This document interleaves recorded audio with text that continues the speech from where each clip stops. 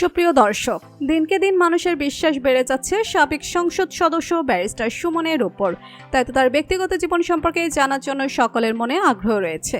আপনারা কম বেশি সবাই ব্যারিস্টার সুমনকে চিনে থাকলেও আপনারা কি জানেন ব্যারিস্টার সুমনের বোন সম্পর্কে অনেকেই হয়তো জানেন না। ব্যারিস্টার সুমনের বোন বাস্তবে কে, বর্তমানে কি করছেন তিনি, বিস্তারিত জানতে ভিডিওটি না টেনে শেষ পর্যন্ত দেখতে থাকুন। ব্যারিস্টার সুমন নামটি বর্তমানে সবার কাছে সুপরিচিত একটি নাম। দেশের কয়েকজন জনপ্রিয় ব্যক্তিদের মধ্যে ব্যারিস্টার সুমনের নাম থাকে সবার উপরে। ৩রা সেপ্টেম্বর ১৯৭৯ সালে হবিগঞ্জের চুনারুঘাট উপজেলার পীরবাজার নামক গ্রামে জন্মগ্রহণ করেন ব্যারিস্টার সুমন। ৬ ভাই বোনের মধ্যে ব্যারিস্টার সুমন ছিলেন সবার ছোট।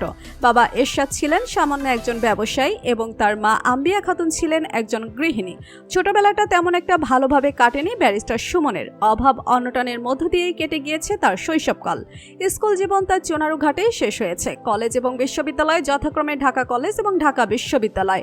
ঢাকা বিশ্ববিদ্যালয়ে তিনি মার্কেটিং নিয়ে পড়াশোনা করেছেন। পরবর্তীতে উচ্চশিক্ষা সম্পন্ন করার জন্য ব্যারিস্টার সুমন চলে গিয়েছেন ইংল্যান্ডে।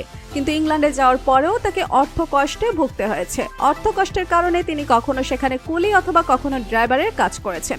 এসব কষ্টের পরেও ব্যারিস্টার সুমন তার পড়াশোনা চালিয়ে গিয়েছেন। সুমন ইংল্যান্ড থেকে ব্যারিস্টারি সম্পন্ন করেন। এরপর তার সামনে এসেছেন নানা রকম সুযোগের হাতছানি।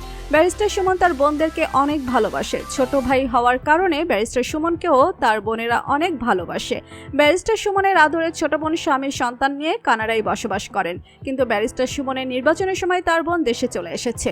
ব্যারিস্টার সুমন নির্বাচনে জয়ী হওয়ার কারণে তার বোন অনেক খুশি হয়েছিল। এ সময় তিনি বলেন, দেশে না আসলে হয়তো জানতামই না ব্যারিস্টার সুমন শুধু আমাদের ভাই নয়, সে পুরো হবিগঞ্জের ভাই। হবিগঞ্জবাসীর কাছে আমরা কৃতজ্ঞ এত ভালোবাসা দেওয়ার জন্য। আশা করি আপনারা সবাই সবসময় আমার ভাইয়ের পাশে থাকবেন। তো বন্ধুরা, সাবেক সংসদ সদস্য সাইদুল হক সুমনকে আপনার কেমন লাগে জানিয়ে দিন কমেন্ট করে। আর ভিডিওটি ভালো লেগে থাকলে একটি লাইক দিয়ে চ্যানেলটি সাবস্ক্রাইব করুন। ধন্যবাদ।